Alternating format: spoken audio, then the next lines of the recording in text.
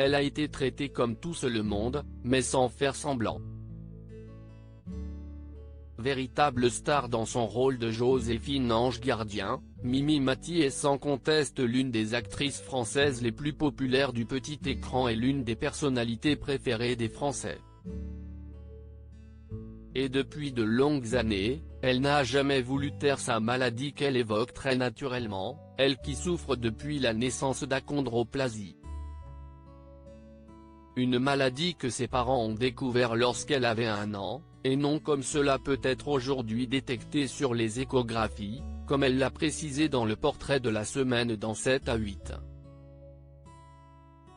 Comme je suis du siècle dernier, il n'y avait pas encore les échographies, ni même de facteurs dans la famille de mon papa ou de ma maman qui pouvaient laisser prévoir une arrivée originale, s'est amusée Mimi Mati, avant de préciser que si est sa grand-mère paternelle qui s'est aperçue de sa différence, alors qu'elle tricotait des vêtements pour ses 2 premières petites filles, à savoir Mimi Mati et sa cousine, née 15 jours avant elle.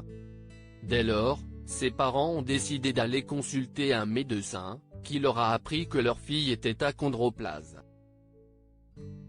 Ça veut dire qu'elle est naine, se souvient-elle, et précise qu'à l'époque, ses parents ont entendu des horreurs concernant cette maladie. Cette raison pour laquelle Mimi Mati n'a pas d'enfant forte de la force que ses parents lui ont donnée pour faire face à sa maladie, Mimi Mati a toujours suivi ses envies, et se laisse même porter depuis plusieurs années par l'amour.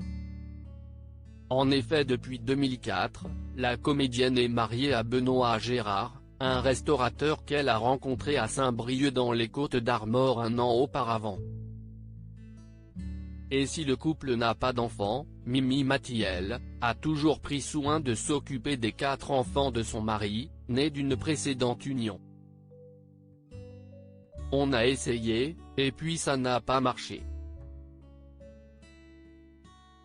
Donc je n'allais pas à tout prix en avoir un, à partir du moment où dans la corbeille du mariage son époux, note de la rédaction, m'avait amené 4 enfants délicieux, et à gérer aussi, a-t-elle expliqué, soulignant que ne pas avoir d'enfants à elle n'est pour elle pas grave.